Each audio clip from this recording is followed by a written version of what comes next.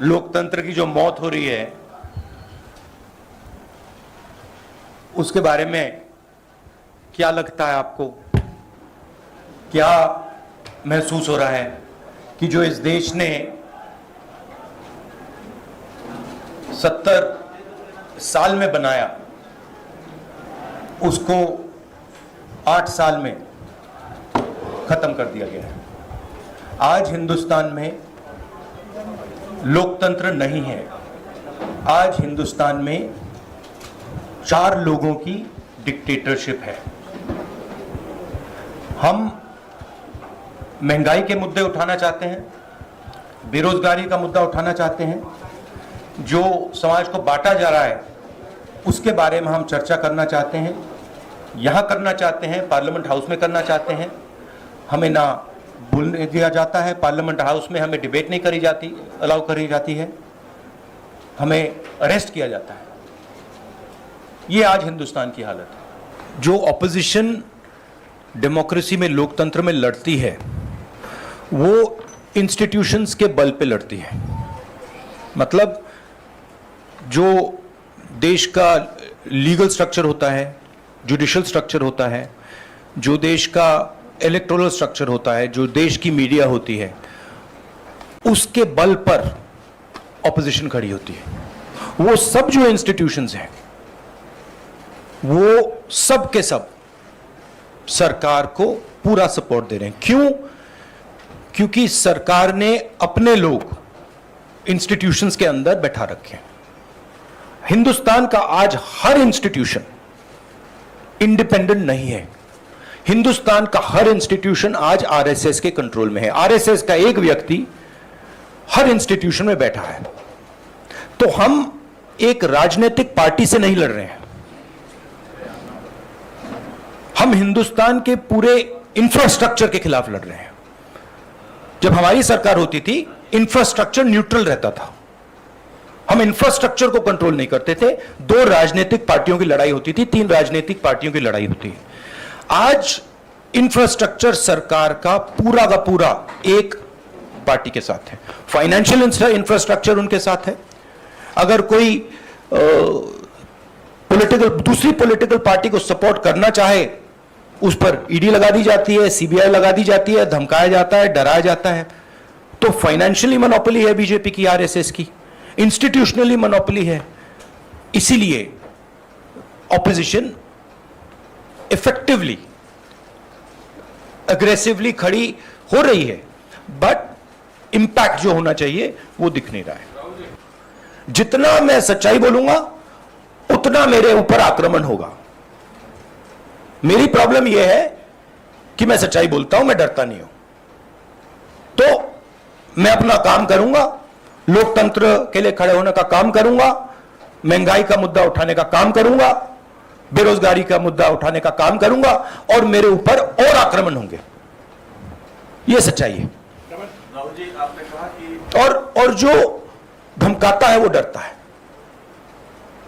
ये बात आप समझ लीजिए, जो डरता है वो धमकाता है। सर, आपने कहा किससे डरते हैं? जो आज हिंदुस्तान की हालत है उससे डरते हैं। जो उन्होंने वायदे किए थे, जो उन्होंने पूरे नहीं किए, उससे डरते हैं। महंगाई से डरते हैं, बेरोजगारी से डरते हैं, जनता की जो शक्ति है उससे डरते हैं। क्यों डरते हैं? क्योंकि झूठ बोलते हैं। 24 घंटा ये लोग झूठ बोलते हैं। बेरोजगारी नहीं है, प्राइस राइज नहीं है, चाइना नहीं आया। राजनीतिक दल को डराने की कोशिश सरकार के द्वारा होती है। वो डराने की कोशिश तो आपको, सोनिया जी को, कांग्रेस पार्टी को भी हो रही है। उस डर को किस तरीके से मुकाबला करेंगे? डर है ही नहीं, मुकाबला करने की क्या जरूरत है ही नहीं डर। किस चीज से डरना? डर नहीं। मैं इस बात को समझता हूं कि जितना भी मैं जनता की इश्यूज को उठाऊंगा, जितनी भी मैं महंगाई की बात करूंगा, अनएम्प्लॉयमेंट की बात करूंगा, कम्युनल हार्मनी की बात करूंगा, उतना मेरे ऊपर आक्रमण होगा। और मुझे अच्छा लगता है क्योंकि मैं आक्रमण से सीखता हूं। तो जितना भी है मेरे मेरे ऊपर आक्रमण करेंगे, मुझे फायदा होता है। I get great joy when my political opponents attack me. They are not able to understand this. I get great happiness. अंदर से मुझे बहुत खुशी होती है। क्यों? क्योंकि मुझे अपने जो आइडियाज हैं, अपनी जो सोच है, अपनी जो विचारधारा है, वो और समझ आती है। मुझे बैटलफील्ड जो है वो और समझ आती है। लड़ाई क्यों हो रही है मुझे वो समझ आता है, और उससे मुझे बहुत बहुत खुशी होती है। आप एक काम कीजिए, अगर आपको मौका मिले, जो ईडी ऑफिसर्स ने मुझे इंटेरोगेट किया उनसे आप जाके बात कीजिए, वो आपको बता देंगे क्या हुआ उस कमरे में। हिंदुस्तान में कोई भी व्यक्ति, किसी भी पार्टी का, non political, political, film star, कोई भी अगर सरकार के खिलाफ कुछ बोलता है, उस पे हिंदुस्तान के सारे इंस्टीट्यूशन का वजन पड़ जाता है। यह कांग्रेस पार्टी की बात नहीं है।